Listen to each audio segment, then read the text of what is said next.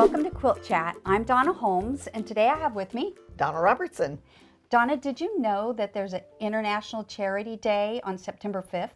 Yes, and let me tell you, our customers make so many charity quilts that we established a new website so that we could have 6 patterns available for them, and they can go and download those patterns and use them. These are 3-yard quilt patterns, and they make great quilts.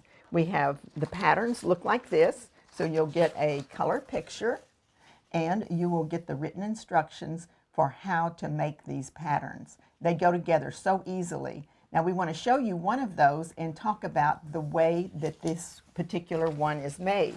A lot of people like to use panels, but what I did was I created a pattern that would work as almost like a panel, but you're using 3 1-yard cuts. I just picked a great fabric that really would look good in a big square, and then I created borders for that. So let's put that on the table, and I will show you a few other fabrics that I just went to the shelf and found really great ones. You want something that has a large print like this, these cute little dinosaurs.